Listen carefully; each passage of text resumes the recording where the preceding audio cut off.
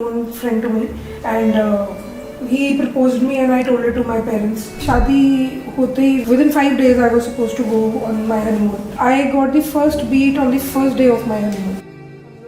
हम लोग फ्लाइट में थे, कोई बात हुई तो उसने मुझे हिट कर दिया and I started bleeding from here. Okay. And वो मैं 4 दिन तो आई वाज इन शॉक. मैं तो कोई बोल नहीं, ये हुआ क्या मेरे साथ. पता भी था कि गलत है बट पता नहीं फिर भी मैं क्यों नहीं बोली. कभी आप पुलिस में नहीं गए? उसने बेटे को मारा था जो मुझे बीच में बचाया है. He was only 4.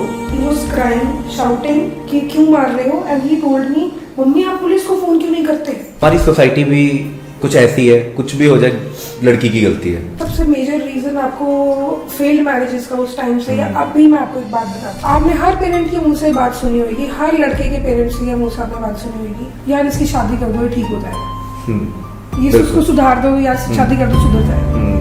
मीन्स आप पहले अपने बच्चे को बिगाड़ते हो, फिर आप एक्सपेक्ट करते हो कि एक लड़की जो खुद अब उसी की हम उम्र की है वो आके उसको सुधारे. नहीं सुधार पाए, आज तुमसे एक आदमी नहीं संभालेगा.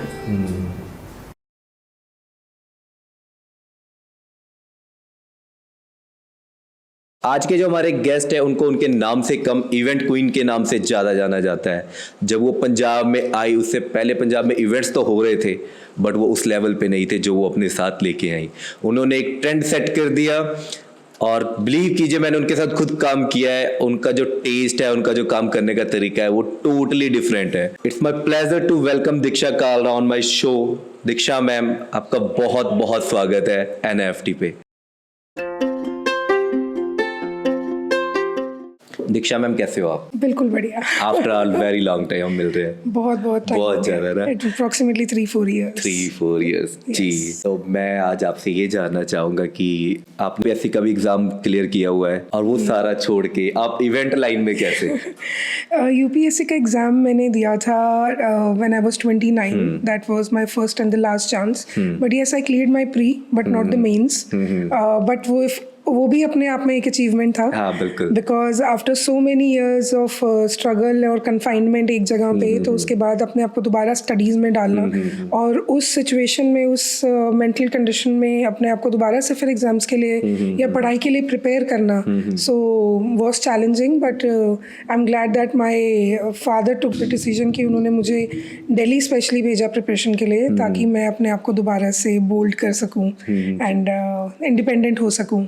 बट स्टिल एक इवेंट लाइन जिसका कल्चर पंजाब में था ही नहीं और आप उस टाइम पे इतना बड़ा रिस्क ले रहे थे तो कभी सोचा नहीं, क्योंकि आपके पास ऑप्शन बहुत ज़्यादा थे करने के लिए बहुत सारी चीज़ें, बट यही लाइन क्यों और इतना बड़ा रिस्क क्यों? जब मैंने UPSC का एग्जाम देने के बाद जब मैं वापस लुधियाना आई, so obviously my dad was going through a major financial crisis that time, so I had to go for a job. So मैंने वहाँ पे जॉब करी 2 years के लिए. I was the manager of a head office. So that was my first, मतलब technically first corporate kind of a job. So after 1.5 2 years I felt like this is not मी. मतलब मेरी creativity कहीं पे utilise नहीं हो रही है. मेरे पास इतना कुछ है सोचने के लिए, मतलब ये भी हो सकता है वो भी हो सकता है. So in that mean time I was not मतलब वेल. सो मैंने 2 महीने का रेस्ट लिया उस दौरान बीच में. And in those 2 months I was like कि नहीं मुझे इवेंट करना है यार. लुधियाना में कुछ ऐसा नहीं होता है, तो यहाँ पे वो इवेंट्स नहीं होते, बच्चों से रिलेटेड कुछ नहीं होता है, एजुकेशनल चीज़ों में बहुत ज़्यादा लैप्स और गैप है. So nothing like this creative और इनोवेटिव चीज़ें नहीं हो रही हैं इस शहर में. Because I am basically from Panipat, not from Ludhiana. So मुझे लुधियाना ही 2 या 3 साल ही हुए थे अभी. सो फिर at that time I went to Delhi and studied few events and I was like very curious that why not we can do all this in Ludhiana. So that time then I still remember I gave 25,000 rupees out of my salary and I deposited in F2 Raceways. Okay. And I had to pay them a huge amount of one day and I never knew कि वो amount कहाँ से आएगा कैसे होगा. So but I thought that I want to take that risk. I want to see that how it works and touch wood it went really well. वो बहुत अच्छा था, मुझे याद आ रहा है. हम भी वही मिले हैं. Yes, you were the part of that event. I still remember. बिल्कुल. And I'm really really glad कि आपके स्टार्टिंग डेज का मैं वो पार्ट हूँ जो जहाँ से आपने वो स्टार्ट किया है। एंड वो सच्ची वो इवेंट पंजाब का पहला ऐसा इवेंट जो मैंने अपने करियर में देखा था। और इतना बिग और इतना अच्छा इवेंट मैंने उससे पहले कभी देखा ही नहीं। That was Punjab's first kids and family carnival, जिसमें हमने रोबोटिक्स के अंदर भी लोगों को बाहर से बुलाया, एरो मॉडलिंग के लिए बुलाया हुआ है, dance competition, drawing competition going on. आप वहीं पे थे तो यू हैव सीन कि मतलब वो बड़ा वो चीज़ों का कल्चर यहाँ पे लाने का मन था। तो that's why I started with family events. तो वहाँ से फिर एक लाइन स्टार्ट हुई एंड लोगों ने बहुत सराहा उस चीज़ को। एंड 2 साल में लोगों ने उस चीज़ को कॉपी भी बहुत किया।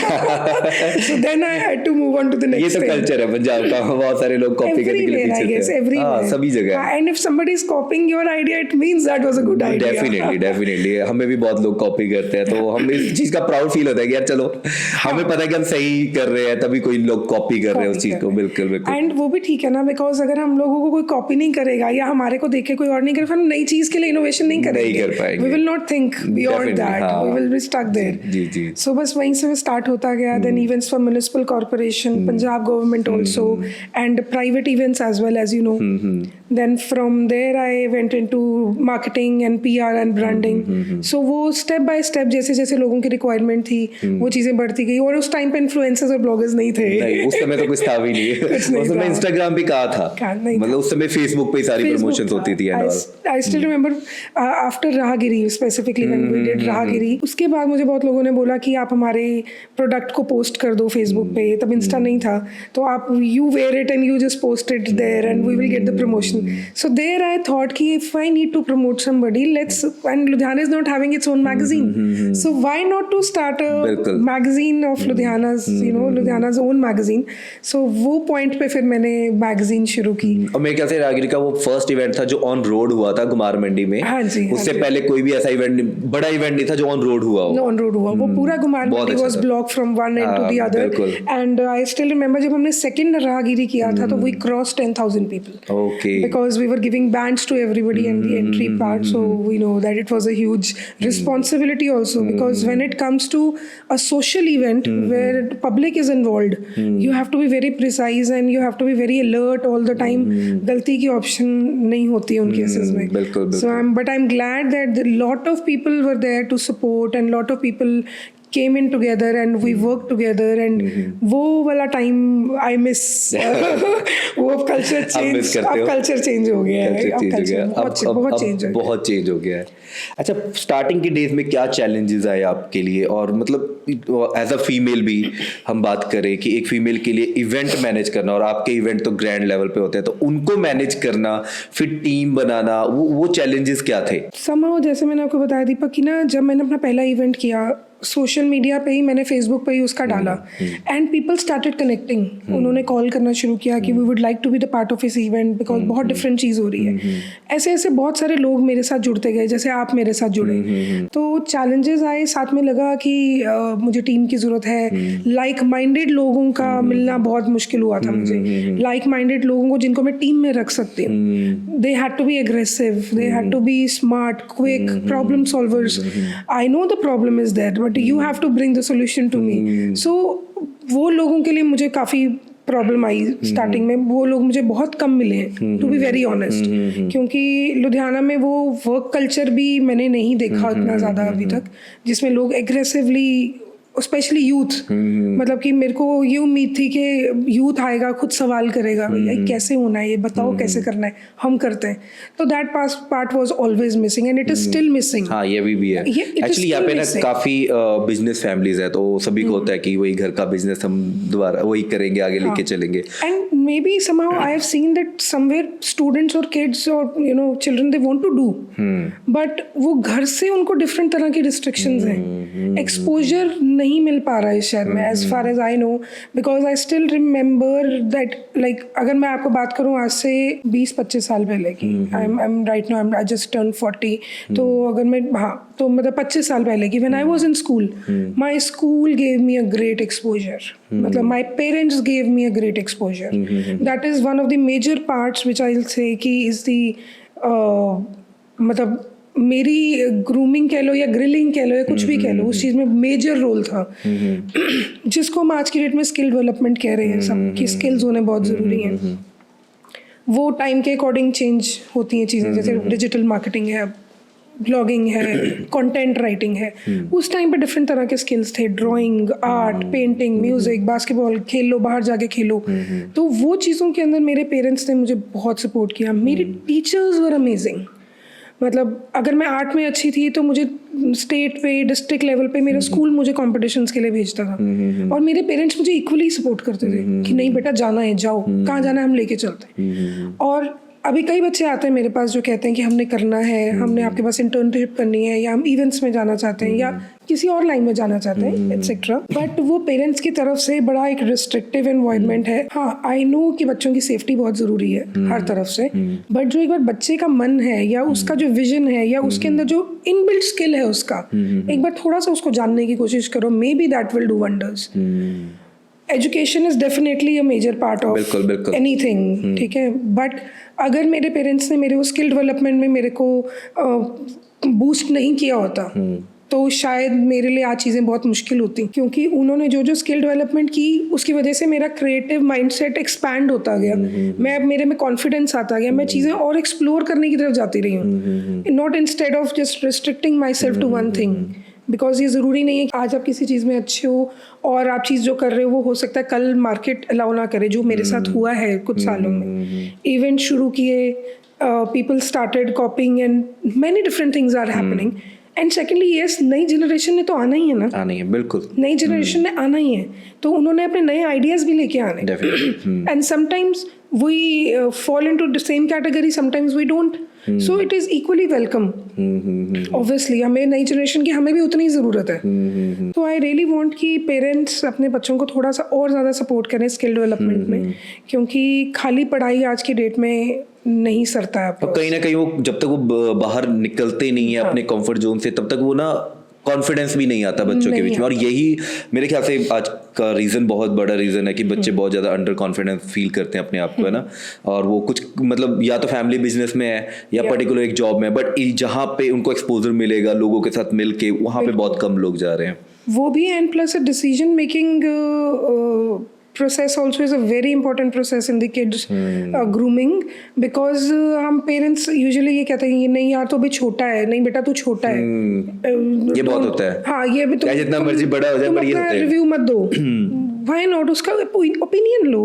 ओपिनियन लेने में क्या हर्ज है। मुझे अभी भी पता याद है व्हेन आई वाज 13-14 वाली एज में, 16 तक वाली एज में, मेरे पेरेंट्स, कोई भी फैमिली का अगर कोई एक आपस में, we had a nuclear small family but still, मतलब वो बिठा के साथ में हमारे से राय लेते होते थे। हम कहते यार पापा हमारे से क्यों पूछ रहे हो, कितनी I want to know your opinion.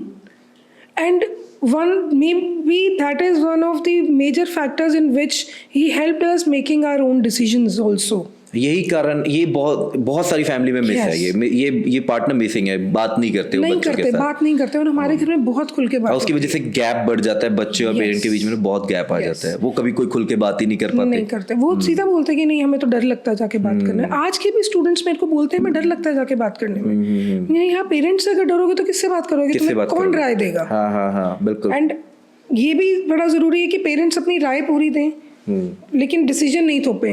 अगर बच्चा, अगर आपको लगता है कि कहीं पे उसको बिजनेस पॉइंट ऑफ व्यू से या उसको कोई चीज़ उसको कुछ करनी है, बट आपको लगता है कि मे बी शायद इसमें कोई नुकसान हो जाए, कुछ हो, बट जब तक आप उसको करने ही नहीं दोगे उसको कैसे पता लगेगा। और जहाँ तक अगर नुकसान हो गया पीछे आप खड़े तो संभालने के लिए, मतलब इतना कॉन्फिडेंस तो अपने ऊपर भी होता है यार खड़े आप पीछे। अगर उसको पता ही नहीं, वो करेगा ही नहीं, उसको पता कैसे लगेगा। ये रिस्क नहीं लेंगे तो होगा ही नहीं कभी। जितनी चीज़ें हैं आज की डेट में, इतनी ऐप्स आ गई हैं, इतनी चीज़ें आ गई हैं, अगर हम लोग वो लोग ये सोचते रहते हैं कि यार रिस्क फैक्टर है, रिस्क तो हर बिजनेस में है, किसमें कहीं ना कहीं मुझे लगता है कि लुधियाना में स्पेशली ये जो बिजनेस फैमिलीज है ना, ये बाकी काम को थोड़ा अलग वे से देखती हैं। यार इवेंट लाइन में जाएगा तू पूरा दिन, ये एक बिजनेस का एक लेवल उन्होंने इतना कर दिया, बाकी काम को इतना कर दिया उन्होंने।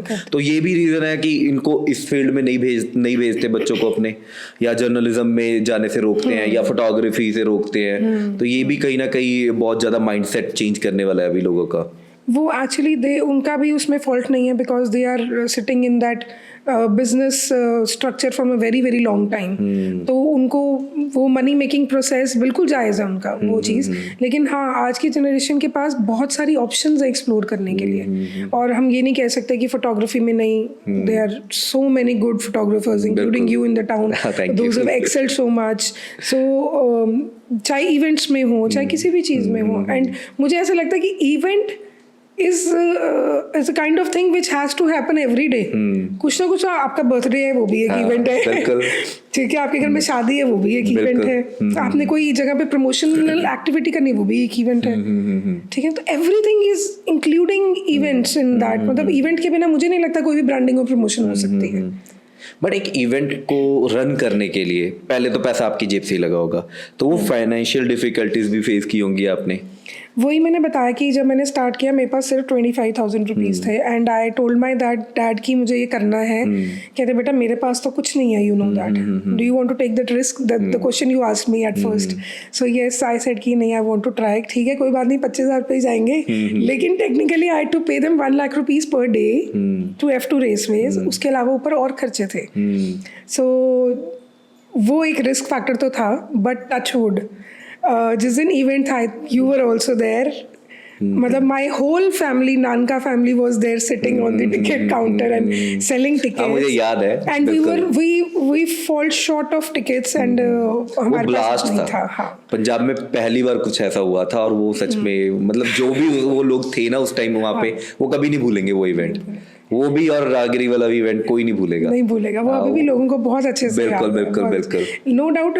उसमें मेरा एट पार गया था वो event, no profit no loss, but वो भी अचीवमेंट ही था कि फर्स्ट इवेंट ही मतलब एट पार में था, मतलब कि कोई लॉस नहीं था उसमें। बट येस, एक फाइनेंशियल फैक्टर तो एक मेजर था ही था कि अगर मेरे पास एक बैकअप होता तो मे बी और चीज़ें बहुत अच्छी हो सकती थी, बिकॉज मेरे पास डे वन से I had major responsibilities to take care financially. So वो सेविंग वाला process and putting the same money into the business again was a very difficult task for me.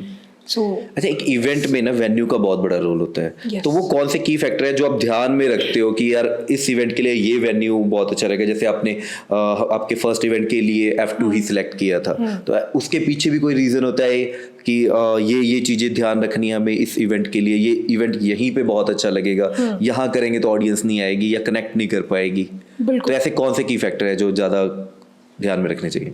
First is location of course, and second thing is कि connectivity और कितनी ज़्यादा है वहाँ पे। दूसरा कि इवेंट का मुद्दा क्या है, मतलब कि वो जगह जो है वो उस चीज़ के लिए रेलेवेंट भी है या नहीं है। अब जैसे बच्चों का इवेंट करना था, तो ऑफ कोर्स मेरे माइंड में वही आया कि जहाँ राइड्स भी हों बट वॉल्स भी हों, सेफ्टी फैक्टर्स होने चाहिए सबसे पहले, मेजरली सेफ्टी फैक्टर्स होने चाहिए। देन जो वहाँ का स्ट्रक्चर है वो उस हिसाब से होना चाहिए। तो ये चीज़ें मेन हम लोग ध्यान रखते हैं कि वेन्यू में हो।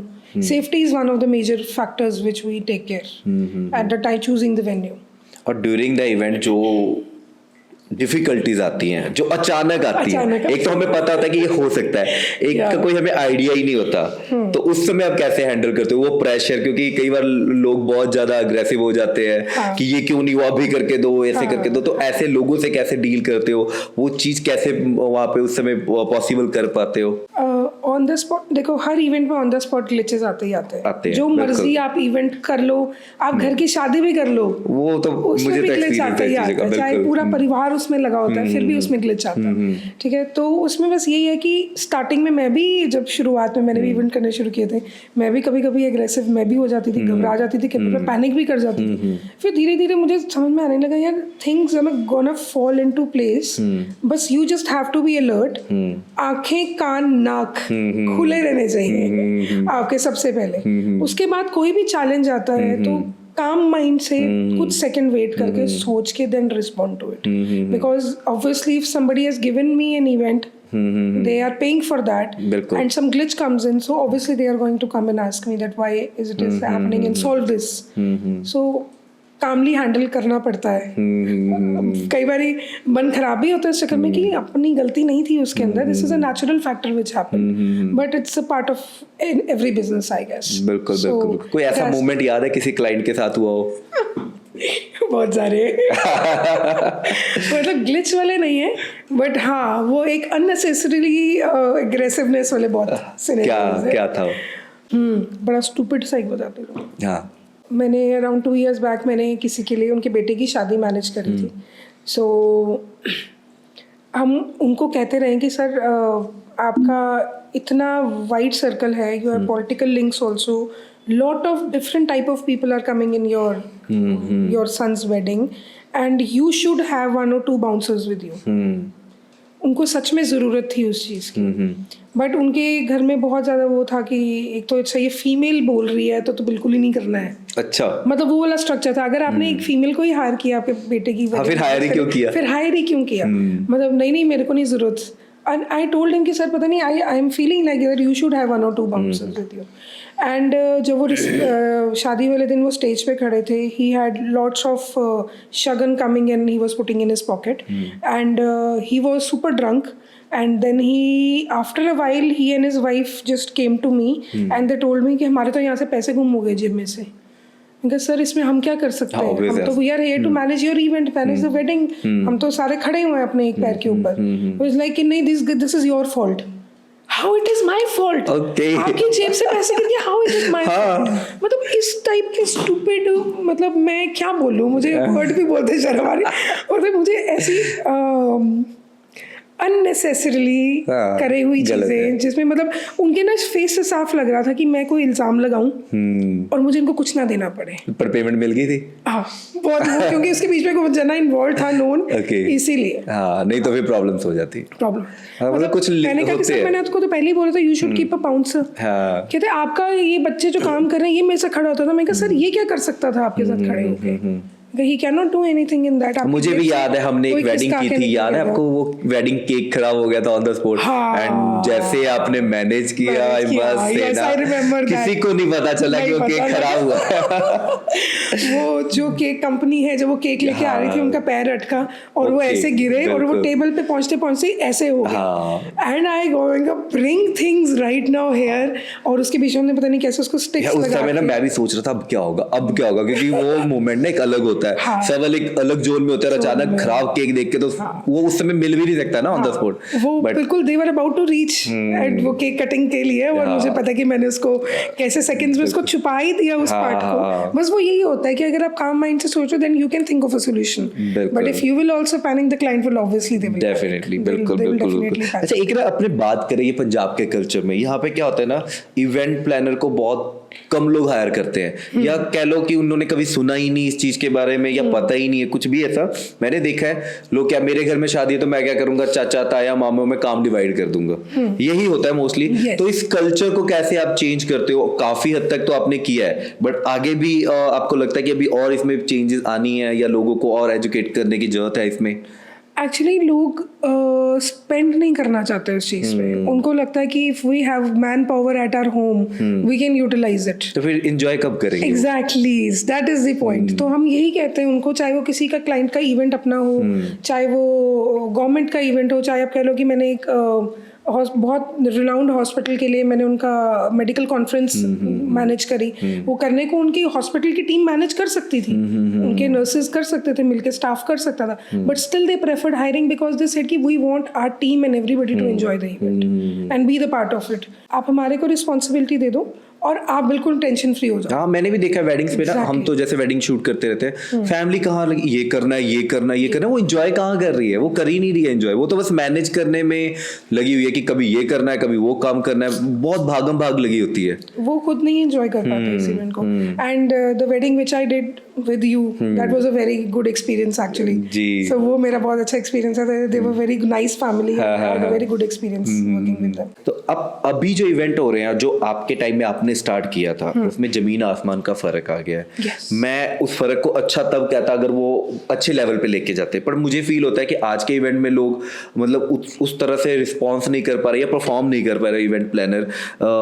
इसको आप कैसे देखते हो कि लोगों ने अपनी तैयारी नहीं की होती या प्रॉपर चीजों के बारे में पता नहीं है इसलिए ऐसा हो रहा है? उनके आइडियाज अच्छे हैं, आइडियाज नो डाउट अच्छे हैं, no doubt the ideas are very good and the youth those who are getting into the picture they are also I think so somehow intelligent, they are good, मैं ऐसे नहीं कहूँगी, but the only point is कि जब आप कोई event करते हो आपको लोगों के सामने इन फ्रंट आना होता है, you have to be there. क्या होता है कि लाइक अब लोगों को मैंने देखा कि वो खुद इवेंट में आपको नजर ही नहीं आएंगे, and people are grieving, people are like कि यार ये क्यों हो रहा है, यार ये गलत है, यार मुझे ये चीज़ नहीं मिल रही है, मैं कब से लाइन में खड़ा हुआ हूँ, या whatever it is. Where are you and your team to resolve those issues? मतलब उनको तो हमने एंट्री दे दी, हमारा काम खत्म। That is not it. You have to be on your toes there. Means जब तक आप किसी के साथ, लोगों के साथ अपना पर्सनल रिलेशन नहीं बनाओगे, आई टू आई कांटेक्ट नहीं करोगे, तब तक वो एक फेथ डेवलप नहीं होता लोगों के अंदर। तो ये लगता है कि यार तो पैसे, जब भी आप ऐसे इवेंट देखोगे उसमें एक बात करती थी, पैसे बनाने के लिए इवेंट किया था, पैसे ले लिए, अंदर जाके हमें कुछ भी नहीं मिला, हम तो खाने के लिए लगे रहे, हमें तो ड्रिंक्स भी नहीं मिली, या whatever it is, XYZ, ये खत्म हो गया था, वो खत्म हो गया था। So where were you where all that was happening? So that is the point, that you have to be in there in the system to see that where the things are going wrong and how to resolve it. It is not that you just sold the tickets on the counter or on this different sites and उसके बाद आप गायब हो गए।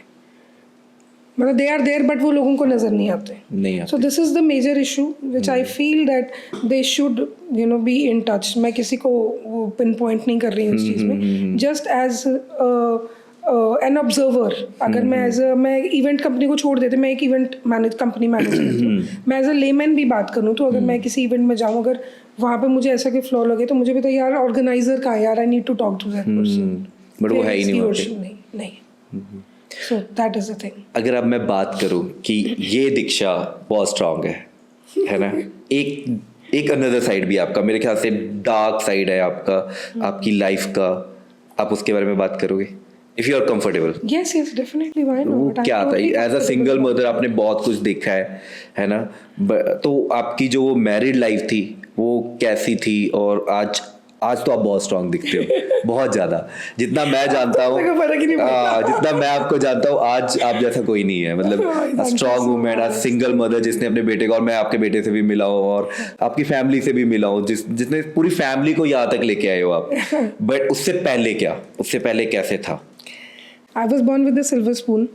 मेरे mom dad ने, जैसे मैं आपको बताया कि उन्होंने मेरी को लाड प्यार भी पूरा दिया है, हर चीज़ की सहूलियत भी पूरी दी है, बट साथ में सिखाया भी है कि मुश्किल टाइमों में कैसे मैनेज करनी है चीज़ें, या मतलब ऐसे भी नहीं सिखाया, मतलब टेक्निकली, मतलब उनका जो तरीका था बोल्ड बनाने का वो ये था। फॉर एग्जांपल, जैसे मैं चंडीगढ़ पढ़ती थी, तो वहाँ से मेरी फ्रेंड्स के ड्राइवर उनको वीकेंड पे लेने आ जाते थे पानीपत से Chandigarh. Was not even 2 hours, नहीं 2-3 hours, बट 2-3 hours। सो मैं पापा को जैसे फ़ोन करती थी, पापा मुझे ड्राइवर भेज दो यार लेने के लिए, कहते क्यों, वहाँ से बसें नहीं चलती? मतलब despite of I got my car when I was in 10th standard। मुझे 9th 10th में गाड़ी मिल गई थी उस टाइम पे, जो मुझे नहीं बोलना चाहिए यहाँ पे। सभी अपने बच्चों को देने लग जाएंगे। नहीं दिया ही नहीं, मैंने अपने बेटे को नहीं दिया। आई वाज लाइक, यार आपने कैसे दे दिया? कहते बेटा वो वक्त अलग था, तब उतना ट्रैफिक नहीं था, ये चीज़ें नहीं थी, आज तो बहुत ट्रैफिक। तो वो सब चीज़ें। तो कहते क्या बेटा वहाँ से बसें नहीं चलती? मैंने कहा यार मैं बस में आऊँगी। कहते जाओ, कहाँ पे, कौन से सेक्टर से मिलती है बस? जाओ बस में बैठो, टिकट लो और आ जाओ, मैं आपको बस स्टैंड से लेने आ जाऊँ। सो वो हर चीज़ की सहूलियत के साथ साथ उन्होंने ये चीज़ें भी हमें करनी सिखाई हैं। ये नहीं कि लड़की है तो मैंने इसको बस पे नहीं बुलाना, लड़की है तो मैंने इसको गाड़ी नहीं सिखानी, लड़की है तो मैंने इसको बाइक नहीं चलाने देनी, स्कूटर नहीं चलानी।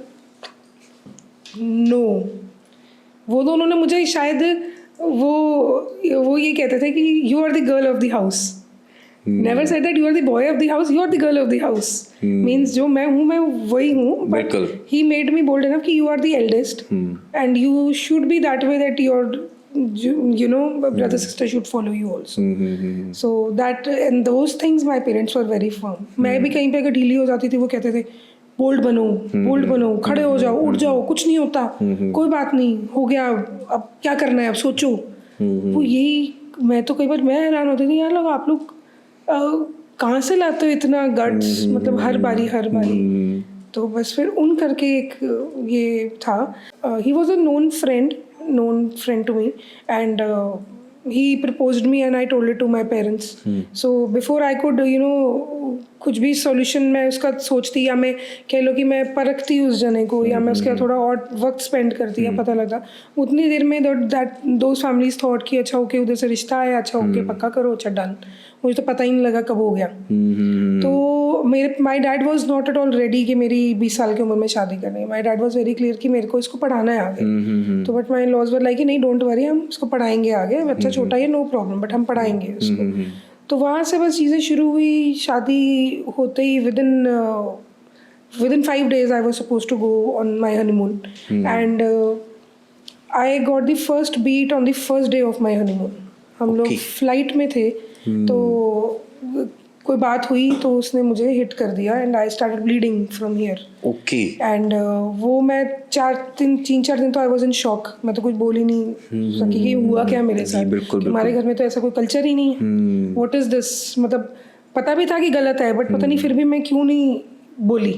आपने किसी को नहीं बताया? नहीं, मैंने किसी को नहीं बताया। क्यों? पता नहीं, आई don't know why. May be बिल्कुल मेरी शादी से पहले मेरे डैड बिल्कुल ही उनका बिजनेस और ये सब कुछ ख़त्म हो गया था। हम अपने घर से रेंट पे आ गए थे, बड़ी सारी चीज़ें इन्वॉल्व थी। छोटी सिस्टर है यार, मैं अभी तो शादी में एकदम से क्या बोलूँ, मे बी शायद समझने में एक दूसरे को टाइम लगेगा, लेकिन जो वो था वो गलत था, वो मुझे पता था, बहुत गलत था। हाँ। ठीक है। तो तब मैंने नहीं रोका। उसके बाद फिर हुआ, फिर नहीं रोका, फिर हुआ, फिर नहीं रोका, मीन्स बताया नहीं किसी को। तो साल निकल गया ऐसे ऐसे करते कि तो आप मेरे पेरेंट्स से पूछा बेटा ये क्या हो गया, ये क्या लग गया, यहाँ क्या लग गया आज, ये क्योंकि नज़र तो आएगा ना किसी को, ब्रूजेस तो नज़र आएंगे। ऐसे मैं गिर गई थी, मुझे दरवाज़ा लग गया, मुझे ये लग गया, मुझे वो लग गया, बट उनको समाव अंदर लग रहा था कुछ गड़बड़ है। फिर 1.5 साल बाद जब मैंने उनको बताया, उन्होंने सबसे बात करनी शुरू करी कि why this is happening, this is not done this way. बड़ी फैमिली मीटिंग्स भी हुई, बड़ी बार ऐसे भी हुआ कि मैं पेरेंट्स के पास गई, फिर वापस भी आ गई। फिर एक बार जब मैंने पूरा डिसाइड मैंने कर लिया अराउंड आफ्टर 2 years कि नहीं मैं नहीं रह सकती इसके साथ, I got to know that I am expecting that time. तो आई थॉट कि फिर मुझे सबने कहने लग गए कि शायद बच्चे होने के बाद ठीक हो जाएगा। ठीक है। तो फिर मेरी एज ही क्या थी, I was just 22 that time. So I was 22 that time. So हर किसी लड़की को लगता है कि मैं ट्राई करूँ अपना घर बचाने की, where I can save the family, I should. So मैंने भी ट्राई किया। Actually he was chronic alcoholic. तो वो पीने के बाद का जो उसका साइको वाला साइड था वो इतना डेंजरस था कि मीन्स उसको नहीं पता लगता था कि वो किसी को क्या मार रहा है, कैसे मार रहा है, उसको कहाँ लग रही है, कहाँ से खून आ रहा है, उसको कोई होश नहीं होती थी। लेकिन ये कहने की बात है, मुझे लगता है कि मुझे किसी के इंसान को पीने के बाद होश नहीं होती, ऐसा नहीं है। मैंने भी इस चक्कर में पी के देख ली एंड आई फील कि नहीं ये नाम खराब कर दिया। ऐसे नहीं होता। देखो मैं एक बड़ी एक लाइन बोलूँगी, शायद पता नहीं मुझे वो बोलनी चाहिए नहीं बोलनी चाहिए, आप वो देख लेना आपने इस पॉडकास्ट में डालनी है या नहीं। हम पीने के बाद अपनी बहन को अपनी बीवी नहीं बोलते हैं, अपनी माँ को अपनी बीवी नहीं बोलते हैं। You are clear that she is your wife and she is your sister. Then how come you can say कि पीने के बाद मुझे होश नहीं थी, मुझे पता नहीं लगा। ऐसे नहीं होता है, नहीं होता है। बट स्टिल वो मैं इसके एक्सक्यूज़ेस लेती गई करते करते टाइम निकलता गया। जब मेरा बेटा 4 साल का हुआ तो उसने एक दिन मुझे आके बीच में बचाने की कोशिश करी और उसने उसको भी हिट किया अपने बच्चे को, and he started bleeding my sun from his mouth. So that was my last day in that house. And वो डिसीजन मैंने 8 साल के बाद जाके लिया, जो एक मुझे लगता है कि मैंने बहुत अपने लाइफ का प्रीशियस टाइम, जो 20 साल से 28 साल की एज, जो कुछ बनने की, कुछ करने की, सब कुछ होती है, वो सारे जो लेविश, सबसे लेविश टाइम पीरियड होता है आपकी लाइफ का, वो यंग टाइम, वो सारा मेरा उसमें निकल गया। आपने बहुत लंबा टाइम नहीं ले लिया? बहुत ज़्यादा, जो मुझे नहीं लेना चाहिए था। तो आप ऐसा क्यों? पता नहीं, कुछ कई बार जो सब फीमेल्स के माइंड में आता है, मैं घर बचा लूँ शायद ठीक हो जाए। अच्छा मेरे डैड पेरेंट्स की ये कंडीशन है इस टाइम पे, आज वो इस क्राइसिस में है। अच्छा मेरी छोटी बहन भी तो बैठी है, मैंने अगर ऐसा कुछ कर लिया उसकी शादी कैसे होगी, या उसकी प्रॉब्लम्स आएंगी, फिर क्या कहते हैं मैं बच्चा लेके कहाँ जाऊँगी, कैसे उसको पालूंगी, बहुत सारे सवाल आते हैं दिमाग। यहीं पे गर्ल्स ट्रैप हो जाती हैं कि यार मैं कैसे करूँगी, कैसे होगा, मतलब कैसे लोग एक्सेप्ट करेंगे इस चीज़ को। हमारी सोसाइटी भी कुछ ऐसी है, कुछ भी हो जाए लड़की की गलती है। ऐसा भी नहीं है, लेकिन है मतलब आज नहीं है, बट मतलब- जब टाइम की आप बात कर रहे हो उस टाइम तो ये बहुत था। पता है मैं आपको सबसे मेजर रीज़न आपको फेल्ड मैरिजेस का उस टाइम से या अब भी मैं आपको एक बात बताती हूँ कि पहले हम अपने बेटों को बहुत लाड प्यार से पालते हैं, जो कहते हैं उनके लिए वो करते हैं, पूरा बिगाड़ देते हैं। आपने हर पेरेंट के मुंह से बात सुनी होगी, हर लड़के के पेरेंट्स से मुंह से आपने बात सुनी होगी, यार इसकी शादी कर दो ये ठीक हो जाएगा, ये उसको सुधार दो, यार इसकी शादी कर दो सुधर जाएगा। मीन्स आप पहले अपने बच्चे को बिगाड़ते हो, फिर आप एक्सपेक्ट करते हो कि एक लड़की जो खुद अब उसी की हम उम्र की है वो आके उसको सुधारे, जिसने लाइफ को उसको खुद को एक्सपीरियंस नहीं है लाइफ बिल्कुल का। बिल्कुल। आप इतने एक्सपीरियंस्ड होके उसके पेरेंट्स होके आप लोग अपने बच्चे को नहीं संभाल सके और आप एक्सपेक्ट करते हो सडनली एक बाहर की लड़की आए और आके आपके बेटे को सुधार दे। नहीं सुधार पाए, अच्छा तुमसे एक आदमी नहीं संभाला गया। तो 20 साल से तुम क्या कर रहे थे? व्हाट इज दिस कि तुमसे एक आदमी नहीं संभाला गया, तुम पे एक आदमी से होल्ड नहीं होता तुम्हारे ऊपर। अरे भाई आपका बेटा हैवान है, कैसे होल्ड करेंगे उस पर कोई जो अपने माँ बाप को नहीं देखता, किसी को नहीं देखता, किसी पे भी हाथ उठा देता है, सड़क चलते बंदे के से लड़ पड़ता है, किसी को भी मारने पे आ जाता है, उसको क्या संभालोगे आप कितने साल? अब मैं पागल हो गई थी उसके साथ यार। मतलब मैं I was under depression medications, panic attacks की मुझे प्रॉब्लम थी, मैं खड़े खड़े पैनिक कर जाती थी, कहीं पे भी मुझे पैनिक अटैक आ जाता था। मुझे पता मैं उस चीज़ से कैसे निकली, मुझे पता मैं कैसे निकली। Still I take 1 or 2 medications, which is like just to keep things going on and settled. But rest, I was in a very very bad state at one time. So वो बहुत खौफनाक पीरियड था वो taking those pills. मेरी first medication मेरी pregnancy के time start हो गई थी। मतलब उस इंसान ने मुझे प्रेगनेंसी के टाइम भी मारने से नहीं छोड़ा, डिलीवरी के बाद मुझे मारने से नहीं छोड़ा, और इतने गंदे तरीके से मारता था कोई सोच भी नहीं सकता। मतलब मैं उसको बताना भी नहीं चाहूँगी। तो मैं ये कहना चाहती हूँ कि हम फीमेल्स ये सोचती रहती हैं कि हम कैसे निकलेंगे। अपने तक हो रहा था फिर भी मैं बर्दाश्त कर रही थी, जो बिल्कुल गलत था। और ये तो मेरे फ्रेंड सर्कल से लेके मेरी टीचर से लेके किसी को एक्सपेक्टेड ही नहीं था, बिकॉज मेरे को पानीपत की डॉन कहते थे। Okay. I was that bold, typical tomboy, basketball player, always in shorts and tracks. मतलब वो तो ऐसे जो बोल्ड वाली लड़कियां होती ना, आज जो बताती हूँ वो वाला हिसाब के। फिर आप कैसे दब? फिर मेरे फ्रेंड्स मुझे ये कहते तूने कैसे बर्दाश्त कर लिया। फिर मुझे एक बार मेरी एक साइकोलॉजिस्ट ने बताया, एंड लाइक शी सेड कि जो स्ट्रॉन्ग लोग होते हैं वही बर्दाश्त कर पाते हैं, अदरवाइज दूसरा बंदा तो सुसाइड करके खत्म हो जाता है या छोड़ के चला जाता है बहुत जल्दी। वो शायद मेरी वो स्ट्रांगनेस थी जो मेरे को वो करती रही बारी बारी कि नहीं मुझे क्विट नहीं करना इस चीज़ पे, मुझे सेव करना है, but that was totally useless. कभी आप पुलिस में नहीं गए? नहीं गई थी जब तक 7 साल नहीं हो गए थे। और वो भी मैं आपको केस बताती हूँ क्या हुआ था। जब मैंने आपको बताया उसने मेरे बेटे को मारा था, जो मुझे बीच में बचाने आया, उसने बेटे को मारने का, थप्पड़ मारने का रीज़न ये था कि उसने he was only 4, you know Tarak very well how smart chap he is, and बच्चे टाइम से मेच्योर हो जाते हैं जब वो ऐसी चीज़ें देखते हैं। He was only 4, he was crying, shouting कि क्यों मार रहे हो, and he told me mummy आप पुलिस को फ़ोन क्यों नहीं करते, वो आके अभी पापा को लेके जाएंगे। और उसने उस बात पर अपने बेटे को मारना शुरू कर दिया, और उसने मुझे भी मारा कि तू सिखाती है।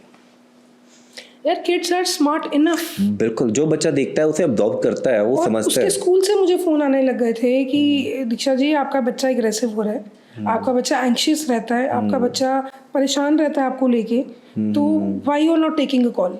वहाँ से भी मुझे मतलब लोग मुझे समझाने लगे लिटरली, मतलब लेकिन ये कॉल मेरा अपना डिसीजन ही था, because when this thing happened I thought कि नहीं अब दिस इज़ इट, अब इसके बाद नहीं। तो उस दिन रात को मुझे पता वो मेरी ज़िंदगी की सबसे खौफनाक रात थी। मेरा किसी ने साथ नहीं दिया। मेरे फादर इन लॉ बीच में आए, पहली बार ही आए 7 सालों में। लेकिन वो क्यों आए? क्योंकि उन्होंने उसकी मेरे हस्बैंड ने अपने बेटे को मारा था, यानी उनके पोते को मारा था। ही वॉज हर्ट कि मेरे पोते को क्यों मारा था। और उस दौरान उन दोनों बाप बेटे की भी हाथापाई हो गई, और he hurt his father also. And then he again came to me and told me कि तेरी वजह से मारा इसने मुझे। So what my father-in-law did was he closed the door of his portion. We had 2 portions, बीच में lawn था, 2 कोठियाँ बीच में एक लॉन, तो big mansion bungalow type place. So मेरे फादर इन लॉ ने कुंडी लगा ली अपने पोर्शन को कि ये तुम्हें जो मर्जी करे, मेरी कोई जिम्मेदारी नहीं है. उन्होंने अपने हाथ खड़े कर दिए क्योंकि उनके हाथ अपने बच्चे के सामने खड़े थे, but he could have saved us, he didn't. ठीक है. एंड तब वो रात मैंने वेट करी अपने हस्बैंड को सोने की कि वो सोए और मैं किसी तरीके से हेल्पलाइन का नंबर निकालूं. तब नेट भी बहुत रेयरली चलता था, या मैं चलता था तो उतनी फैसिलिटीज ऑनलाइन नहीं थी. आप सर्च करते थे, आपको पता नहीं कितने ढूंढने पे जाके कोई चीज़ मिलती थी. वहाँ से मैंने विमेन हेल्पलाइन का नंबर निकाला, वहाँ से मैंने उनको कॉल करी रात को 2 बजे के आसपास. तो देन दे टोल्ड मी कि आपके पास अभी कोई आपका फैमिली मेम्बर है जो आपके साथ हो इस टाइम पे, जो अगर आप ये डिसीजन ले रहे हो. मैंने कहा नहीं, कोई भी नहीं है. तो दे सेड कि can your parents reach here in the morning. I called my parents at night around 2 o'clock and my parents left from Ludhiana at 6 o'clock and they came to Panipat. And subah I was sitting in the women's cell office कि now this is done, I cannot take it anymore. तो बस तो ये वहाँ पे जाने के बाद एफिडेविट पे साइन करने के बाद भी मैंने उस बंदे को एक और चांस दे दिया. Okay. My stupidity was that. मैं आपको यही बताना चाह रही हूँ, मैंने एक और हरकत करी, फिर से मैंने उसको एक चांस दे दिया. हालांकि आई न्यू कि पेपर्स के ऊपर लिखने के बाद चीज़ों की कोई वैल्यू नहीं रह जाती, एक रिश्ता नहीं रह जाएगा कुछ भी. ये this is just for the name sake, and to be honest that was for a name sake. कमा मैं खुद रही हूँ. आप मुझे फाइनेंशियल टॉर्चर भी करते हो, फिजिकल भी करते हो, मेंटली उससे ज़्यादा करते हो, वर्बल तो उससे ज़्यादा करते हो. जुबान तो इतनी गंदी आप सोच ही नहीं सकते. तो वो चीज़ों के बाद भी फिर भी मेरे को एक बार विमेन सेल वालों ने बोला आप एक इसको चांस दे दो. अभी एफिडेविट पे साइन भी कर रहा है. मेरे पेरेंट्स फिर भी मुझे 2 दिन बाद मेरे पास रुक के वो वापस चले गए. The moment they went back, उसने घर आते ही मेरा गला पकड़ लिया. ओह गॉड. कहता कर ले जो तू कर सकती है. मतलब हर घर में हरियाणवी लैंग्वेज में बात करूँ, वी वर फ्रॉम हरियाणा, पाड़ ले जो तूने पाड़ना है, मैं भी देखता हूँ तो क्या करती है. The moment he went to the office, I went to SP office with all my luggage, with my car, with my son, that I am leaving, I am signing here. And they were also shocked. And एक point पे वो उनके दिमाग में भी आ गया था कि आप झूठ बोल रहे हो शायद, कि अभी तो वो एफिडेविट पे साइन करके, कि इतना पागल कौन हो सकता है कि पुलिस के सामने साइन करके जा रहा है और अगले दिन फिर वही हरकत कर रहा है. 24 घंटे भी नहीं हुए. मैं कहा ये देख लो आपके सामने. सेक्सुअल अब्यूज भी हुए हो कभी वहाँ पे? नहीं, जो चीज़ नहीं हुई मैं उसको बिल्कुल नहीं बोलूँगी कि वो नहीं. कई बार ये चीज़ें देखी जाती है डोमेस्टिक वायलेंस में ना, कि ये चीज़ें बहुत हो जाती है. कभी थ्रेट किया उसने जब आप इधर अपने घर पे आ गए? थ्रेट नहीं किया वो. मतलब हमें सेपरेट हुए 12 साल हो चुके हैं, लेकिन अभी वो लास्ट ईयर तक भी ही वाज लाइक कि कम बैक. अच्छा, अभी भी कांटेक्ट करता है? मतलब once in a blue moon, but they are totally finished. But उसने मतलब मेरे यहाँ पे आने के बाद वो स्टार्टिंग में अपने बेटे से 1-2 बार मिलने भी आया, but we were not in that favour. And but लेकिन मैंने अपने बेटे को कभी नहीं रोका उससे कांटेक्ट करने के लिए कि आप उसके साथ इन टच में मत रहो, या अपने फादर से बात नहीं करनी है. द वे मेरी अपब्रिंगिंग हुई है, that has always given me a broader perspective to see people and their situations. ये सिचुएशंस बिल्कुल आउट ऑफ द बॉक्स थी, ये बिल्कुल हिम्मत से बाहर थी बर्दाश्त करने के. So I decided to quit. But if he wanted to meet his son, I was okay with it till the time my son was okay with it. ठीक है. वो अपने बच्चे से 1-2 बार मिला साल में, फिर धीरे धीरे वो भी कम होना शुरू हो गया. पहले 4 फ़ोन आते थे, वो 2 हो गए, फिर धीरे धीरे 1 हो गया. वो मेरे बेटे ने मुझे इतने साल इतना स्ट्रगल करते देख लिया. ही सेड कि you are my mom and you are my dad. कहता है I am least concerned about him. I don't. And now when he called recently, I think few months back, he himself told him that please don't call, I don't want to talk to you. तो see now there is a difference again, जो मैं आपको बात कर रही हूँ, कि वो बच्चे को ऑटोमेटिकली चीज़ वो समझ में आ गई कि उसको पता था कि क्या क्या हुआ है और जो हुआ. अगर मैं उसको रोकती या मैं उसको मना करती, शायद उसको क्यूरियोसिटी होती हो बारी बारी करने की कि यार मैं पापा से बात करूँ, मुझे करनी है, यार वो ऐसी क्या बात है मम्मा मुझे क्यों रोक रही है. मैंने उसको कभी भी नहीं रोका, कभी भी नहीं रोका उस चीज़ के लिए. And it is his decision that he wants to be in touch with him और नॉट. जो भी है फादर वो उसी का ही है ना, वो बेटा उसी का ही है. ठीक है. लेकिन अब वो उसकी चॉइस है कि उसको उस रिलेशनशिप को रखना है या नहीं रखना है. तो and he took his decision and I am okay with it. आपको क्या लगता है जो लड़कियां इस ट्रैप में पड़ जाती हैं, यहाँ पे कहीं ना कहीं पीछे उनके फैमिली का हाथ होता है कि वो उनको बच्चों को अपने सपोर्ट नहीं करते कि यार कुछ हुआ है तो आजा, हम बैठे हैं अभी भी। शादी के बाद मेजरली ये देखा गया कि वही तेरा घर है, वही है सब कुछ जो भी है अब। तो ये रीजन है या कुछ और रीजन है इसके पीछे? ये ऐसा भी रीजन है जिसको मेरी मॉम रिग्रेट करती है आज भी, कि मैं वो तेरे को कितने साल तक बोलती रही, बेटा ट्राई कर लो, बेटा घर बचा लो, कोई बात नहीं, शायद ठीक हो जाए, शायद हो जाए, नहीं हमने घर बसाना है, हमने घर ठीक रखना है। कहते मेरे को तभी समझ आना चाहिए था कि कोई भी इंसान नहीं बदलता, स्पेशली मेल्स नहीं बदलते, फीमेल्स फिर भी अपने आप को ढालती हैं। क्यों? क्योंकि उनको बचपन से वही सिखाया जाता है कि आपने जाके एडजस्ट होना है, आपने उनके रंग में डल जाना है। जो भी पंजाबी मदर्स या हर स्टेट की मदर, या कह लो, मैं कह रही हूँ हर कंट्री की मदर अपने बच्चे को ये समझाती है। तो हमारी ग्रूमिंग वैसे से हुई होती पहले से। तो क्वेश्चन यही है कि लड़के की ग्रूमिंग क्यों नहीं हुई होती वैसे, कि एक लड़की अपना घर छोड़ के तुम्हारे पास आ रही है, वो जो 25 साल अपने माँ बाप के साथ रही है, उसकी भी पर्टिकुलर आदतें हैं, वो भी इंसान ही है, उसकी भी आदत है, वो भी उठ के आ रही है, तो वो आते अपने आप को पूरा नहीं बदल सकती। And you have to accept it, and every blame is been given to a girl that she couldn't change. Why she needed to change? First of all, the question is this: क्यों बदलना है? आपका बेटा बदला, आप बदले, घर का और कोई मेंबर बदला उसके लिए, but you are expecting her to change for so many people. और वो नेक्स्ट डे, शादी के अगले दिन से, अगले दिन ही they expect कि वो सुबह सुबह भी उठ जाए, सुबह की चाय भी बना ले, सब कुछ करे। जो काम पहले पूरी फैमिली कर रही थी, आज वो अकेले लड़की करे। वो सडनली आपको याद है कि नहीं अब तो हमारे पास कोई आ गया जो ठीक है। वो एक आपकी म्यूचुअल अंडरस्टैंडिंग है, रिस्पॉन्सिबिलिटी है, एक दूसरे की तरफ प्यार भी होता है, एक परिवार के लिए प्यार भी होता है, वो ऑटोमेटिकली चीजें निकल के आनी चाहिए। वो कह के कराना तो इज टोटली यूजलेस। तो लेकिन ये चीज पॉइंट है कि हम लोग अपनी बेटियों को बचपन से ग्रूम करते हैं, बचपन से सिखाते हैं घर बचाना है, एडजस्ट करना है, फैमिली में जाके ये करना है, ऐसे करना है, सबको खुश रखना, ऐसे वैसे व्हाटएवर।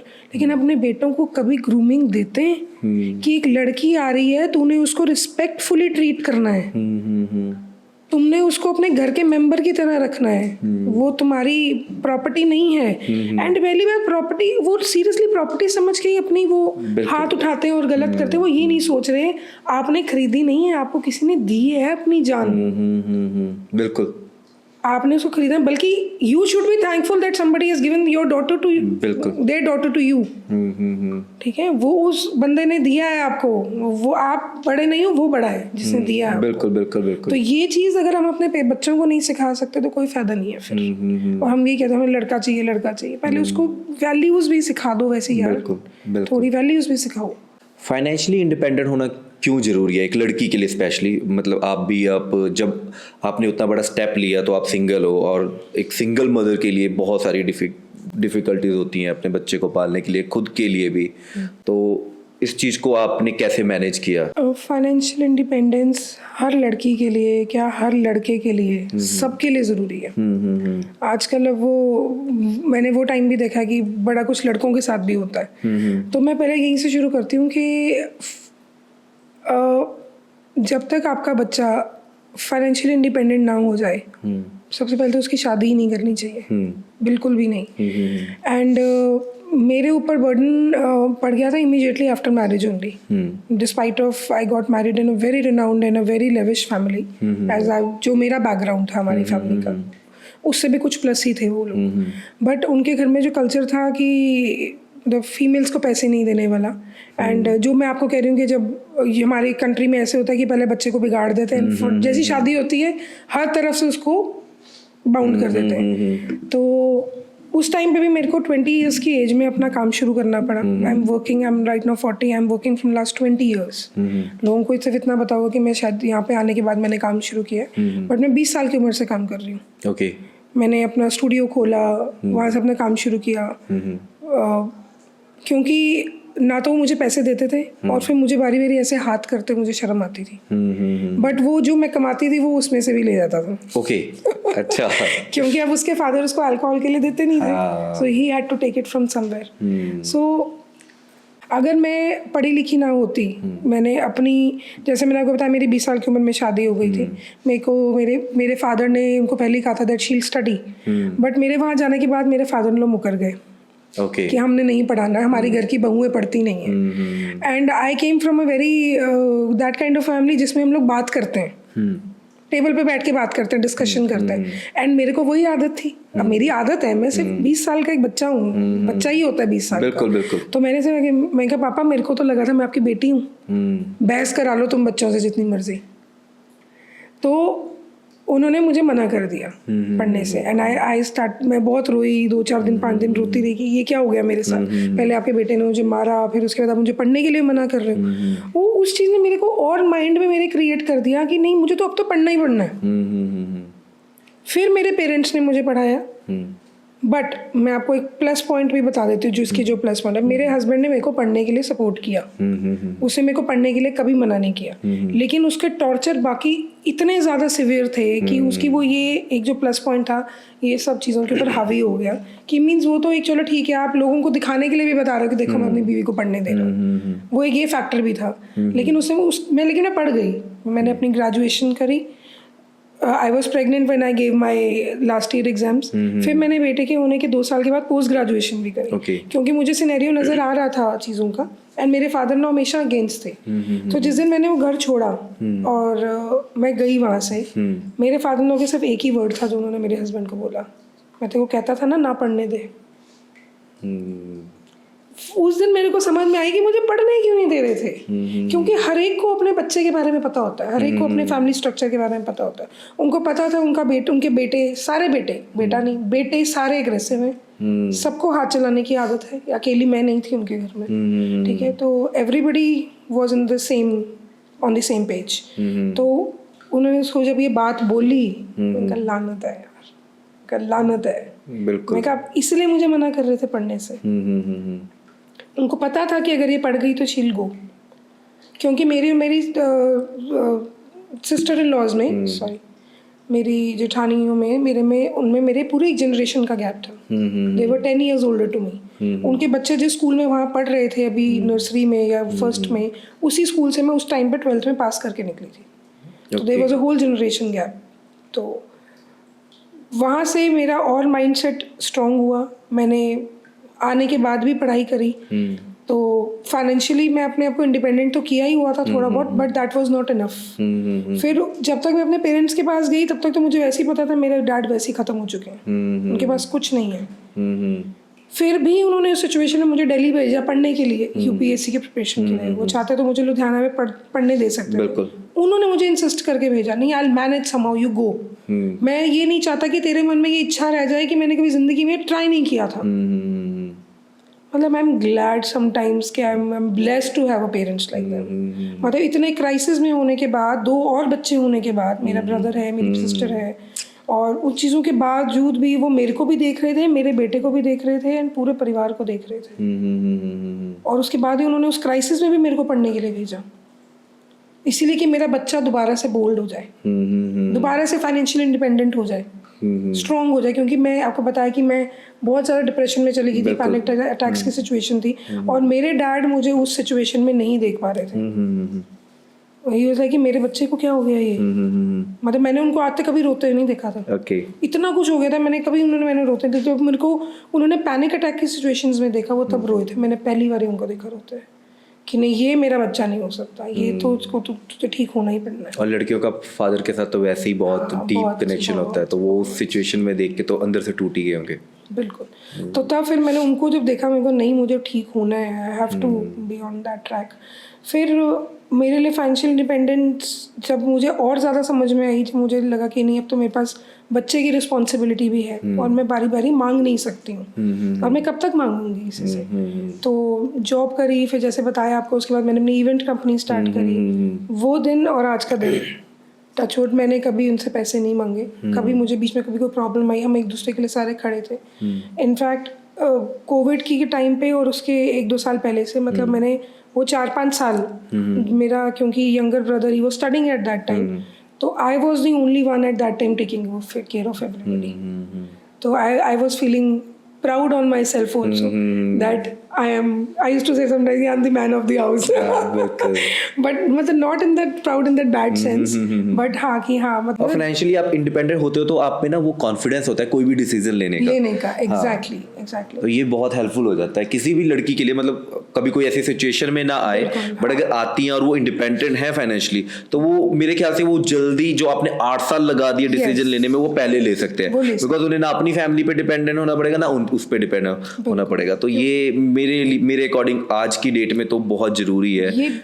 ये मेजर फैक्टर है। आप मैं मेरी कोई फ्रेंड्स भी हैं जिनकी डॉटर्स हैं, मतलब काफ़ी यंग हो गई हैं, तो मैं उनको ये कहती हूँ कि जब तक आपका बच्चा 2-3 लाख का ना बन जाए बंदा, मतलब कमाने लायक ना हो जाए, अपना सेल्फ इंडिपेंडेंट ना हो फाइनेंशियली, तब तक शादी नहीं करनी है, मत करना। क्योंकि that is one of the reasons लोग कहते हैं कि डाइवोर्स केसेस इतने क्यों बढ़ गए हैं। वो इसलिए बढ़ गए हैं, लड़कियां पढ़ लिख गई हैं। पहले हम लोग बर्दाश्त कर लेते थे, अब वो बर्दाश्त नहीं करते, बस फ़र्क इतना है। वो कहीं ना कहीं सोसाइटी के ऊपर ये भी इल्ज़ाम आता है जी लड़कियां बिगड़ गई हैं, मतलब कि एडजस्ट नहीं करती हैं।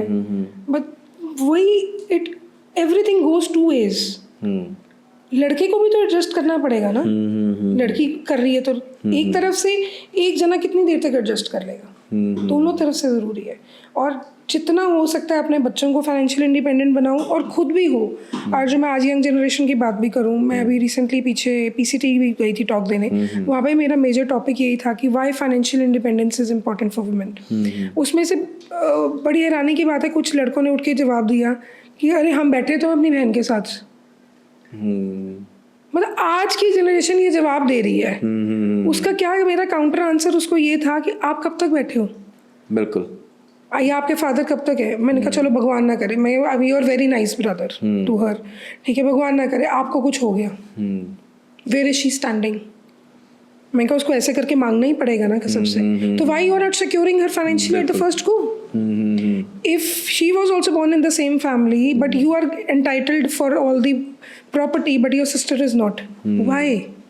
Why she is not the part? She is also the child of your father only. बिल्कुल। ये सोच के कि अरे इसने तो दूसरे घर में चले जाना है। हम किसी भी तरीके से अपनी बेटियों को फाइनेंशियल सिक्योर नहीं करते, और ये सबसे बड़ा हमारी कंट्री का फ्लॉ है। या नहीं देना तो दोनों में से किसी को भी कुछ मत दो। बिल्कुल।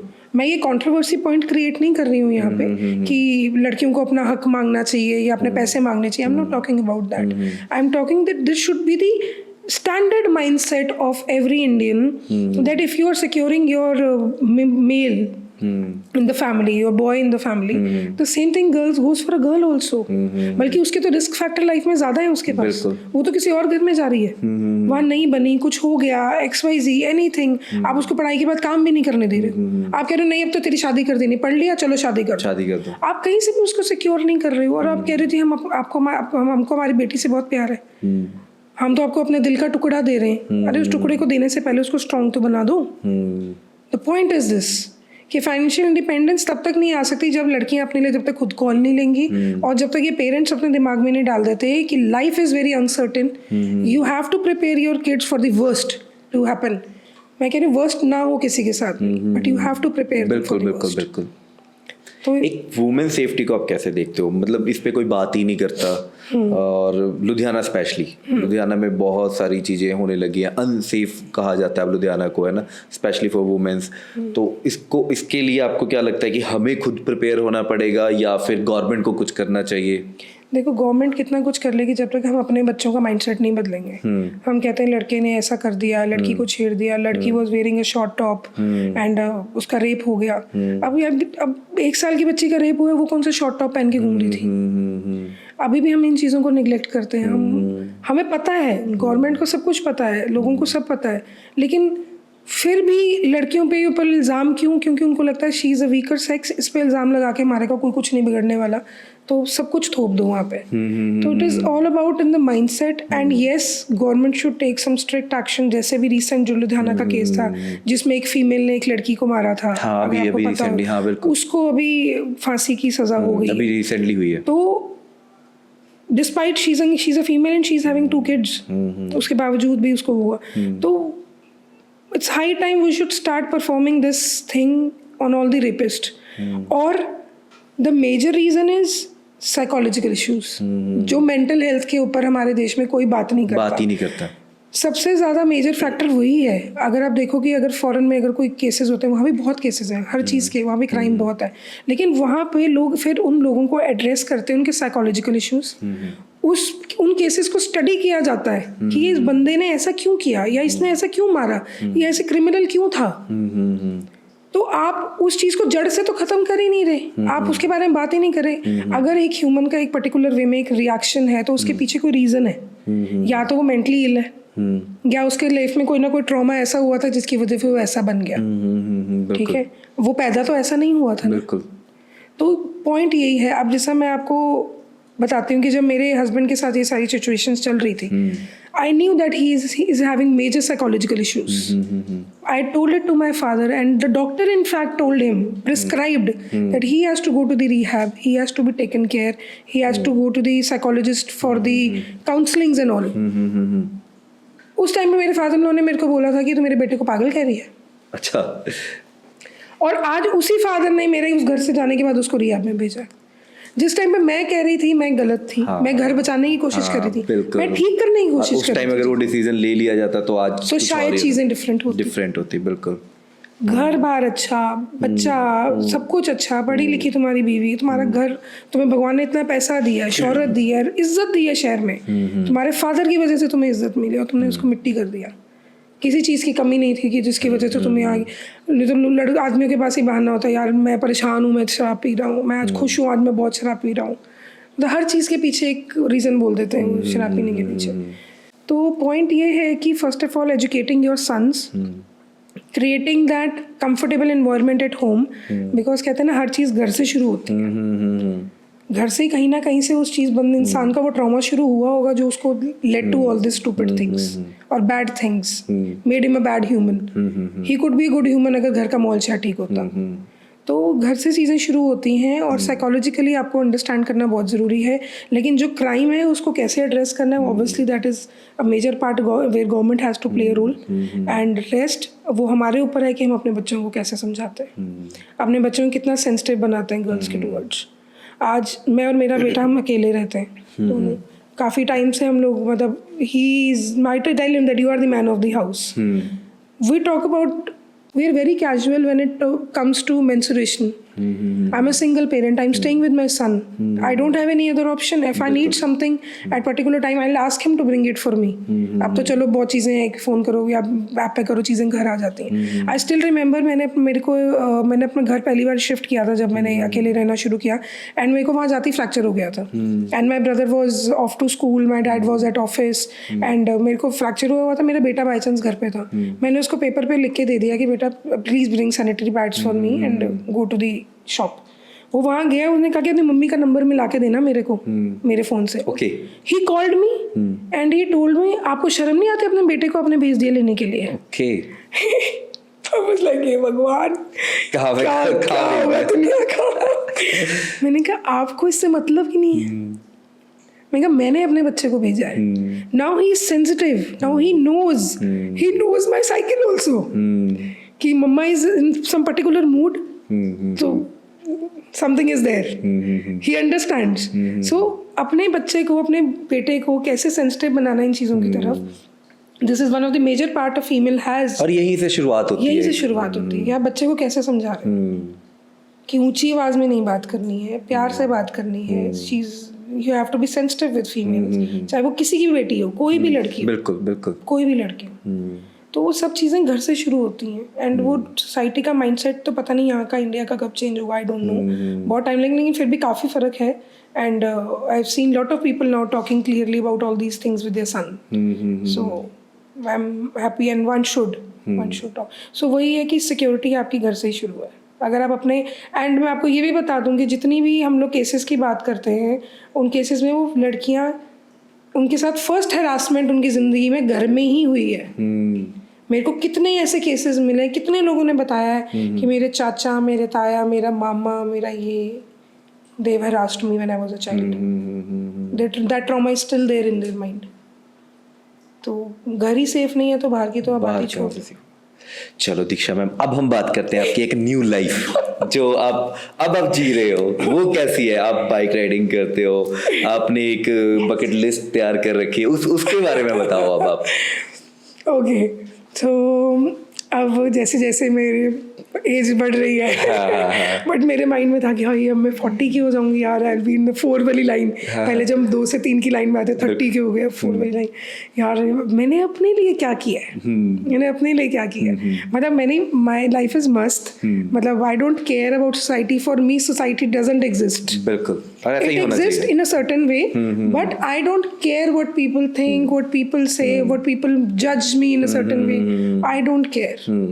मुझे जो करना है मैं वो करती हूँ। मैं आज अपने बेटे के साथ अकेली भी रहती हूँ।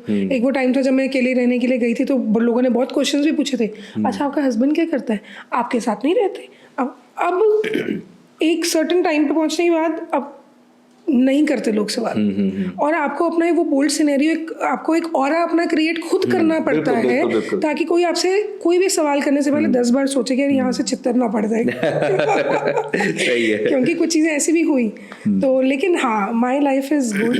I am not too much financially secure, but yes I know that I am capable कि अगर मेरी लाइफ में कोई चैलेंज आता है तो I am ready to face it. And अब मैंने ये सोचा है कि हाँ मेरी बकेट लिस्ट में जो जो चीज़ें मुझे करनी है, जैसे, and to be very honest, मैं जोर नहीं लगाती अब किसी चीज़ में, मुझे करना है, मुझे करना है, मुझे करना है, मुझे करना नहीं, मुझे करना है अपने। वो मेरी माइंड में पता नहीं ऑटोमेटिकली ये चीज़ें ऐसे होने लग गई हैं, टचवुड, कि जो जो मैं चीज़ें सोच रही थी अपने बारे में, जो जो मुझे करने का मेरे मन में था, वो automatically they are following into place now. कहीं ना कहीं मैनिफेस्ट हो रहा था ना। हाँ, और मतलब मैं अपनी मम्मा को भी ये कहती हूँ जब वो कभी बहुत ज़्यादा परेशान थी, हाय कैसे होगा, हाय हम लोग हम इतना ज़्यादा अभी तक हम ठीक नहीं हुए, अभी तक हम लोग पूरा सेटल नहीं हुए अभी तक। मैं कहा अगर हमारे सोचने से अगर कुछ हो सकता होता है तो बात ही क्या थी। बिल्कुल बिल्कुल बिल्कुल। तो let it be, let things go with the flow, tension लेने से कुछ नहीं होने वाला। सो now I told my son कि तेरे पास 4-5 साल है अपना बन जाओ जो बनना है आपने, ठीक है, एंड उसके बाद गिव मी छुट्टी after that. So but I have started doing things which I wanted to. Now I have started doing biking, मैंने सबसे पहले स्टार्ट करी है अभी रिसेंटली, एंड पहले करती थी बचपन में बहुत, लेकिन उसके कभी बाइक ही नहीं चलाई थी। सो कैसा एक्सपीरियंस था? मजेदार, out of the world, out of the world. I soon I am planning to go for a long trip. So अभी पीछे गया भी था गर्ल्स का एक ट्रिप, लेकिन आई कुडंट गो, बेटे के एग्जाम से बोर्ड के, but now I am gonna make it a ritual. अगर भगवान हेल्थ अच्छी बनाए रखे, हिम्मत बनाए रखे तो, but I want to make it a ritual now कि मुझे अब हर मंथ या हर 2-3 महीने में एक बार प्रॉपर ट्रैवल करने जाना है, और ऑन बाइक। तो ये कुछ कुछ चीज़ें हैं जो मुझे करनी है। मुझे ट्रैवल बहुत सारा करना है, मुझे बाइक राइडिंग करनी है, मुझे ड्रम सीखने हैं। I my total plans to learn drums soon, very soon. Probably I'll start within this month only, and I want to learn drums. And एक बॉक्सिंग का मेरा बहुत ज्यादा बचपन से था। किसको पंच करना है आपने? किसी को नहीं, वो एक ऐसी चीजें हैं, एक ये ड्रम्स और एक बॉक्सिंग, कि वो they make you feel powerful from inside. ये आपको पहले करना चाहिए था। हाँ, मतलब नहीं, वही मैं कह रही हूँ, वो चीज़ नहीं हो पाई उस टाइम पे। अब कुछ हेल्थ इश्यूज हैं ऐसे कि मेरे को टाइम लग रहा है because of my tennis elbow thing, कि I will take time to heal from that, because I had many major injuries because of my domestic violence thing. Ankle में भी है, बाजू में भी है, कई चीज़ों में है, मतलब बहुत सिवियर मेरे को चीज़ें हुई थी जो उस दौरान हुई, ठीक है। बट मैं उन चीज़ों को लेके रोती नहीं हूँ बैठ के, बिल्कुल भी, ठीक है। जिस चीज़ का जब वक्त आना है ना तभी आना है, तभी आना है, जब मन में आना है तभी आना है। आप किसी को जितना मर्जी कह लो ये तू कर ले मैंने भी पूरी कोशिश करी, शराब छोड़ दो जब तक उसके खुद के मन में नहीं आएगा वो नहीं करेगा, जब तक किसी के अपने मन में नहीं आएगा, नहीं, now this is the time, मैंने अपना पार्ट प्ले कर दिया है, I am done with my responsibilities, चाहे ना भी हुई हो, लेकिन now I have started thinking about my self, and may be शायद इसीलिए नहीं मैं कुछ सालों में पीछे सोच पाई, क्योंकि पूरी फैमिली की responsibility now my brother has taken his place, now he is taking care of few things, and थोड़ा सा मेरे ऊपर से अब बर्डन थोड़ा रिलीव हुआ है। तो धीरे धीरे मुझे शायद कुछ महीने और लगेंगे अपने आप को ट्रैक पे लाने के लिए दोबारा से। उसके बाद I want to complete that bucket list for sure before turning 50, नहीं 45। डेफिनेटली होगा, जरूर होगा। Yes. अब वो दीक्षा कालरा कब दिखेगी दोबारा, जिसने पंजाब में एक इवेंट का कल्चर लेके आए थे, और जो जिस लेवल के इवेंट हो रहे थे वो उस लेवल के इवेंट स्पेशली बच्चों के लिए कब होगा दोबारा? मैं इसके बीच इस दौरान मैंने बीच में काफी चीजें करी हाँ, हैं। की है। अभी मैंने बाइक बिल्कुल। राइडिंग वर्कशॉप भी करी है विद फीमेल्स के लिए। बट पूरी वो कहीं ना कहीं बड़ों के लिए होगी ना, वो बच्चों वाला जो मैं मिस बच्चों कर रहा वाला। हूँ, स्पेशली बच्चों के लिए कब होगा? मैं आपको वही कहना चाह रही हूँ कि अब वो एक जो जितनी चीजें हो चुकी हैं या अब डेली बेसिस पे हो रही हैं, अब आपने देखा होगा कि वो उस टाइम पे क्रिसमस कार्निवल एक हुआ था और अब 15 होते हैं। हाँ बिल्कुल बिल्कुल। तो वो एक या तो बिल्कुल आउट ऑफ द बॉक्स एक चीज लाने का मूड है, बट यस, न्याने of Punjab season 4 is coming soon. Okay Yes, great because I've been all the getting many best. calls. Yes, हम उसके बारे में तो बात ही करना भूल गए। That was one of the major shows in my life which I've Okay. done. That was my own event, of course. Season 3 तक किया था, उसके बाद कोविड आ गया। हाँ बिल्कुल। तो वो एक ऐसा था कि वो स्टेट लेवल रिकॉग्नाइजेशन उस शो को मिल गई थी। So I'm planning to bring it back and let's see what future holds. और मेरे को आई एम श्योर कि टैंगो ही कवर करेगा ये वाला भी। पहला वाला भी तुमने ही किया बिल्कुल था। बिल्कुल, ये भी हम ही कवर करेंगे। नहीं नहीं ये तो हम धक्के से कवर करेंगे। नहीं नहीं, you have total copyright for that. हाँ बिल्कुल, ये तो हम हक से लेंगे। नहीं नहीं, पक्का पक्का. So I'm planning for that, and currently I'm working for a real estate company also as a marketing head. Okay. So good part is that they have not put me in that situation कि आप अपनी identity खत्म कर दो. They want me to be in that thing also, and I'm very happy to work there as well. So. This is the finally- thing. That is why I'm not 100% present in the market to do different events हाँ because मैं समझता हूँ बिल्कुल because I'm doing it for और a वो कुछ company now. Responsibilities भी होती हैं जिसकी Yes, वजह से आप yes. बहुत चीजों में बिजी हो जाते हो, हाँ. वो पूरी करना, और अब आप एटलीस्ट वहां से थोड़ा निकल रहे हो। हाँ, अब मुझे ये कि मैं, क्योंकि जहाँ पे अगर आप किसी ने आपको ट्रस्ट करके हायर हाँ, किया है, तो you have to give your 100% there as well, and if I get a settled thing after so many years of working, अगर मुझे एक फर्म प्लेस मिल रही है, अच्छी जगह पोजीशन मिल रही है, तो why not to take, because I have worked hard for that thing. So now I don't want to run in different places. If I am settled, I am satisfied. I don't want to be super rich, but I want to be rich but not super rich. अब see, अगर मैं अमीर होके भी खुश नहीं हूँ, फिर उसका कोई फायदा ही नहीं है कोई। हाँ, बिल्कुल, मुझे ऐसा नहीं करना कि मुझे दिन रात अब काम करना है और अपने लिए वक्त नहीं निकालना, क्योंकि वो मैंने कर लिया है. वो मैंने 20 साल मैंने करा है. तो अब मुझे ये लगता है कि मैंने वो बहुत कर लिया. अब मुझे नॉर्मल रेट पे काम करना है, बट मुझे अपने लिए टाइम निकालना है. So because see, एक जिंदगी मिली है यार. You never know कब क्या हो जाए. बिल्कुल बिल्कुल. तो ये रिग्रेट नहीं रखना है मन में कि यार ये नहीं किया था, यार वो कर लेना चाहिए था, यार क्यों नहीं किया. नहीं आप करो. मेरे को आपको ऐसे देख के बहुत अच्छा लगता है. सच में आपके साथ बात करके ना एक अलग ही पावर मिलती है. और ये आज नहीं, शुरू से ही, द फर्स्ट डे जब आपकी कॉल भी आई थी, उस दिन से भी एक अलग कनेक्शन है आपके साथ ना. वो एक पॉजिटिव वाइब्स जो होती है ना, वो आपसे बात करके ही आती है. Thank you so much. And finally thank you so much यहाँ पे आने के लिए, and all the very best सभी आने वाले इवेंट्स के लिए. आपका मुझे पता है आप फोड़ोगे, जैसे आपने पहला इवेंट फोड़ा था, वैसे तो देखो सभी आपके इवेंट, सारे इवेंट आपके इस लेवल के होते हैं जिसको कोई पकड़ नहीं सकता. बट मैं एक और इस लेवल के इवेंट की बात कर रहा हूँ कि आई नो कि आप उसमें भी फोड़ोगे. बहुत एक्सपेक्टेशंस है मुझसे, मुझे पता है. नहीं, मेरे को नहीं, पूरे लुधियाना को ही है. बिकॉज लुधियाना में अगर कोई जानता है कि कोई है पर्सन जो ऐसा कोई कर सकता है, कुछ कर सकता है, तो वो आप ही हो. Thank you तो मिलते हैं जल्दी दोबारा, है ना. और वो शो के बाद ही आपके न्याने ऑफ पंजाब के बाद, हाँ, उसके बारे में ही बात करेंगे. और वहां से आई होप कि बहुत सारे बच्चे आएंगे हमारे पास, है ना, पॉडकास्ट में. क्योंकि मुझे याद है पहले और दूसरे सीजन में से भी 2-3 गर्ल्स निकल के गई हैं जो आज बहुत अच्छा कर रही हैं. बॉलीवुड में भी बहुत अच्छा कर रही हैं. तो ये फायदा तो है लुधियाना को आपका कि उनके बच्चों को आप कहीं से कहीं पहुंचा देते हो. वो बच्चों की अपनी वो भी थी, मेहनत भी थी, बट ये एक वो स्टार्टिंग प्लेटफॉर्म जो उन्हें मिला चाहिए होता है, कहीं ना कहीं से ना एक स्टार्टअप चाहिए होता है, जो पहले नहीं था, पंजाब में ही नहीं था. मतलब मुझे इतना पता है कि वो जो कल्चर था लुधियाना में, वो जो क्रिएट किया, तो वो उसके लिए आई एम ग्लैड कि I was able to create it, that platform for other people also to work. बिल्कुल. Yes. So thank you Diksha ma'am, thank you so much for coming. Thank you so much.